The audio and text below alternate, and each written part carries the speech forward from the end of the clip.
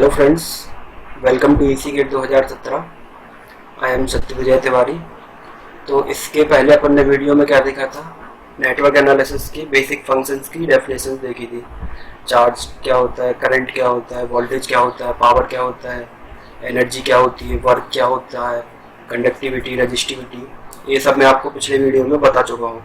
I hope कि आपने वो सब नोट कर लिया होगा और उसको याद कर लिया होगा। तो चलिए इस स्लाइड में अपन आगे बढ़ते हैं। देखते हैं क्लासिफिकेशन ऑफ एलिमेंट्स। एलिमेंट्स कितने टाइप से क्लासिफाई किए हैं। तो एक तो हो गया एक्टिव एंड पैसिव एलिमेंट्स, दूसरा हो गया linear and non linear elements, तीसरा हो गया यूनी डायरेक्शनल, बाई डायरेक्शनल, चौथा हो गया टाइम वेरिएंट, टाइम इनवेरिएंट, पांचवा हो गया लम्प्ड और डिस्ट्रीब्यूटेड। तो इतने टाइप से ये नेटवर्क के एलिमेंट क्लासिफाई किए अपन ने। तो एक एक करके इनको देखते हैं। ये हो गया फ्लो चार्ट। इससे आप देख सकते हैं एलिमेंट्स को क्लासिफाई किया दो टाइप से, एक्टिव एलिमेंट्स होगा, दूसरे पैसिव एलिमेंट्स होगा। अब यहाँ पर एक्टिव एलिमेंट्स में भी दो टाइप के इंडिपेंडेंट एलिमेंट हुए, कुछ डिपेंडेंट हुए। अब इंडिपेंडेंट में भी क्या है, कुछ आइडियल है, कुछ प्रैक्टिकल है। आइडियल में भी क्या हुआ, आइडियल वोल्टेज सोर्स हो गया। आइडियल वोल्टेज सोर्स का सिंबल आप जानते हैं, प्लस यहाँ पर माइनस। और ideal current source, ideal current source क्या होता है, सॉरी इसमें ये हो गया आइडियल करंट सोर्स। तो ये आइडियल होगा। प्रैक्टिकल इंडिपेंडेंट में प्रैक्टिकल एलिमेंट्स जो होते हैं उसमें क्या हुआ, वोल्टेज होता है, करंट होता है। अब ये तो हुई आपकी इंडिपेंडेंट एलिमेंट्स की बात। अब एक्टिव में ही डिपेंडेंट एलिमेंट होते हैं। डिपेंडेंट में कितने टाइप से होते हैं, डिपेंडेंट में चार टाइप से होते हैं। कौन कौन से, voltage control current source, current control voltage source, voltage controlled voltage source और करंट कंट्रोल करंट सोर्स। तो अब जैसे वोल्टेज कंट्रोल करंट सोर्स है, तो बेसिकली ये है क्या, करंट सोर्स ही है। इसका सिंबल होगा ऐसे, ये हो जाएगा आपका वोल्टेज कंट्रोल, और यहाँ से कंट्रोल हो जाएगा Vs से, ये कंट्रोल हो रहा है, बाकी है क्या, करंट सोर्स है। दूसरा क्या है, करंट कंट्रोल वोल्टेज सोर्स, मतलब बेसिकली ये क्या है, वोल्टेज सोर्स है लेकिन करंट कंट्रोल है। तो यहाँ पर प्लस, यहाँ पर माइनस और यहाँ पर करंट कंट्रोल हो गया। तो ये इसका सिंबल हो गया। अब तीसरा है वोल्टेज कंट्रोल वोल्टेज सोर्स, मतलब है तो ये वोल्टेज सोर्स ही। तो वोल्टेज सोर्स का सिंबल प्लस माइनस, और कंट्रोल किससे हो रहा है, Vs से। चौथा देखते हैं current control current source. Basically क्या है, ये करंट सोर्स ही है, ये हो गया करंट सोर्स, लेकिन ये करंट कंट्रोल है, तो ये हो गया। तो ये मैंने आपको बता दिए चारों के सिंबल। तो ये तो ही एक्टिव एलिमेंट्स में इंडिपेंडेंट और डिपेंडेंट एलिमेंट्स किया। अब दूसरी टाइप से एलिमेंट होते हैं क्या, पैसिव एलिमेंट्स। पैसिव एलिमेंट्स क्या होते हैं, पैसिव एलिमेंट्स में आपके आते हैं रजिस्टर हो गया, इंडक्टर हो गया, कैपेसिटर हो गया। ये क्या होते हैं, पैसिव एलिमेंट्स होते हैं। अब रजिस्टर भी दो टाइप से होते हैं, लीनियर रजिस्टर होगा, नॉन लीनियर रजिस्टर होगा। इंडक्टर भी क्या होगा, लीनियर होगा, नॉन लीनियर होगा। कैपेसिटर भी क्या होगा, लीनियर होगा, नॉन लीनियर होगा। तो इतने टाइप से हो गया ये एलिमेंट्स का फ्लो चार्ट। तो अब इसमें आगे देखते हैं एक्टिव एलिमेंट्स क्या होते हैं, पैसिव एलिमेंट्स क्या होते हैं। तो देखते हैं active elements. When the element is capable of delivering energy independently for a long time. जब आपका एलिमेंट केपेबल हो एनर्जी डिलीवर करने में, इंडिपेंडेंटली, किसी पे भी डिपेंड ना हो, वो खुद इंडिपेंडेंटली एनर्जी डिलीवर करे for a long time, approximately infinite time. मतलब कोई सोर्स बिना किसी पर डिपेंडेंट हुए इनफाइनाइट टाइम तक एनर्जी डिलीवर करे, वो होता है आपका एक्टिव एलिमेंट्स। या दूसरी टाइप से एक्टिव एलिमेंट कौन होते हैं, when the element is having property of internal amplification. Internal amplification, या तो उसमें इनफाइनाइट टाइम तक एनर्जी डिलीवर करने की कैपेबिलिटी हो, या दूसरी क्वालिटी कौन सी हो, इंटरनल एम्प्लीफिकेशन की प्रॉपर्टी उसके अंदर। तो वो दोनों टाइप के एलिमेंट्स क्या होंगे, एक्टिव एलिमेंट्स। और इसके एग्जाम्पल देखते हैं अपन एक्टिव एलिमेंट्स के। वोल्टेज सोर्स हो गया, करंट सोर्स हो गया, ट्रांजिस्टर हो गया, ओप एम्प हो गया। तो ठीक है, इसमें वोल्टेज सोर्स और करंट सोर्स तो क्या हुए, इंडिपेंडेंट एलिमेंट। मतलब अगर आइडियल वोल्टेज सोर्स की बात करें या आइडियल करंट सोर्स की बात करें तो वो इनफाइनाइट टाइम तक एनर्जी डिलीवर कर सकता है बिना किसी पर डिपेंडेंट हुए, आइडियल केस में। तो ये हुआ एक्टिव एलिमेंट्स। दूसरी बात करें ट्रांजिस्टर और ओप एम्प की, तो ट्रांजिस्टर और ओप एम्प क्या करते हैं, एनर्जी डिलीवर तो करते नहीं है, लेकिन इनके अंदर प्रॉपर्टी क्या होती है, एम्पलीफिकेशन की प्रॉपर्टी होती है, इंटरनल एम्पलीफिकेशन की प्रॉपर्टी होती है। तो ये हो गए आपके एक्टिव एलिमेंट्स। ये आए हैं, जैसे ये वोल्टेज सोर्स हो गया और करंट सोर्स, ये आता है आपका इंडिपेंडेंट की कैटेगरी में, क्योंकि ये किसी पर डिपेंडेंट नहीं है, आइडियल वोल्टेज सोर्स और आइडियल करंट सोर्स। लेकिन बात करें अपन ट्रांजिस्टर की और ओप एम्प की, तो ये हैं आपके डिपेंडेंट, उसमें मतलब किसी दूसरे पैरामीटर पर डिपेंडेंट हैं, लेकिन इनके अंदर इंटरनल एम्पलीफिकेशन की कैरेक्टरिस्टिक है, इसलिए ये हो गए आपके एक्टिव एलिमेंट्स। अब देखते हैं, अपन बात करते हैं कैपेसिटर और इंडक्टर क्या करते हैं, वो भी एनर्जी स्टोर करते हैं।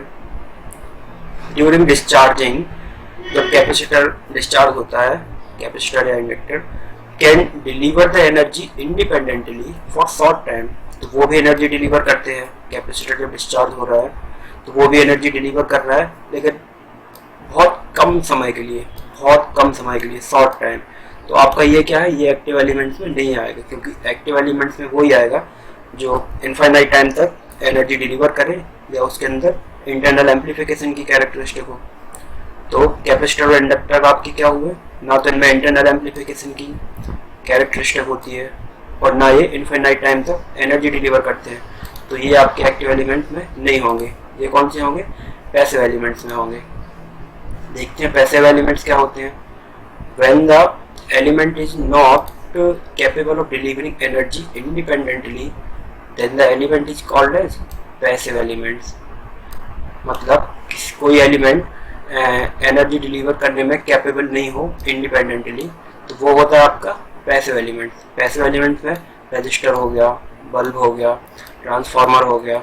ट्रांसफार्मर क्या करता है, एक प्राइमरी से सेकेंडरी में वोल्टेज स्टेप अप या स्टेप डाउन करता है। मतलब ये ना तो इसमें एम्पलीफिकेशन की वैसी प्रॉपर्टी नहीं होती है, बस ये वोल्टेज को एक वाइंडिंग से दूसरी में ट्रांसफर कर रहा है।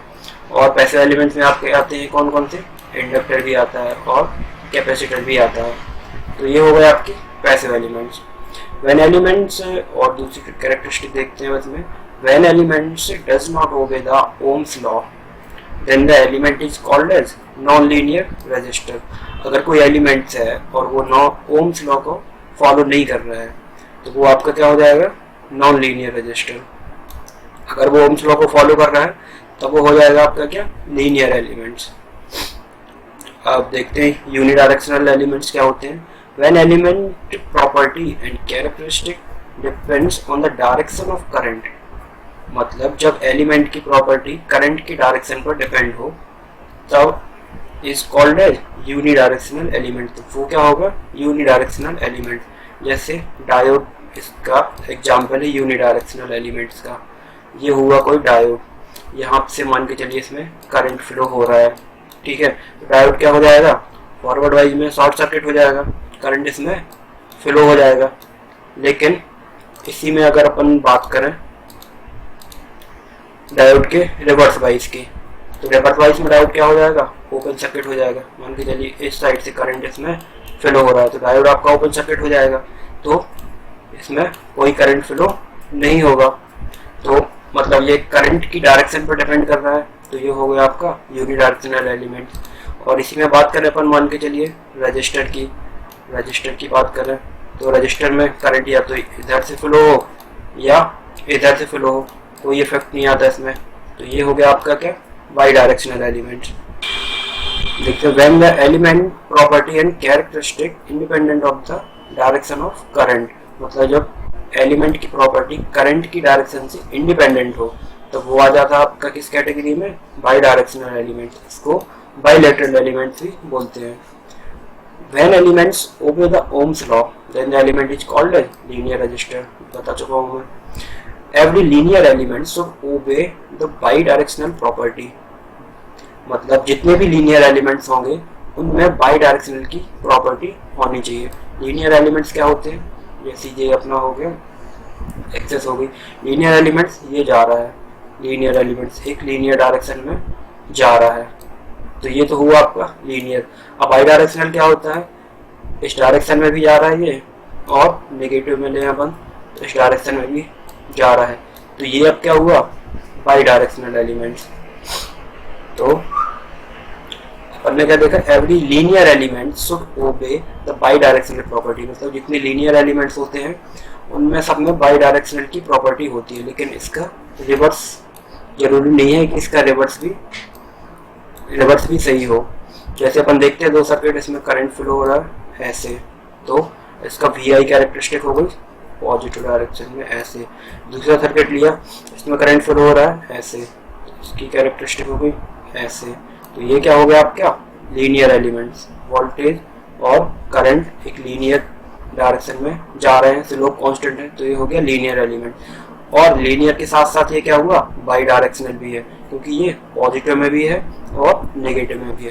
तो ये कैरेक्टरिस्टिक होगी आपकी लीनियर और बाई डायरेक्शनल एलिमेंट्स की। चलिए देखते हैं, ये मैंने कुछ कैरेक्टरिस्टिक इसमें बना के रखी है, इसमें अपन देख सकते हैं कौन सा लीनियर है कौन सा नहीं है। तो इस कैरेक्टरिस्टिक की बात करते हैं। जैसे इसमें क्या हुआ, ये मान के चलिए कोई कैरेक्टरिस्टिक है वी आई कैरेक्टरिस्टिक। तो सबसे पहले आपने देखी ये लीनियर है कि नहीं, ये नॉन लीनियर है। क्यों? क्योंकि वी आई कैरेक्टरिस्टिक कुछ टाइम तक लीनियर है, उसके बाद सैचुरेट हो रही है, तो ये आ गया आपका नॉन लीनियर। अब ये देखते हैं बाई डायरेक्शनल है या यूनी डायरेक्शनल है।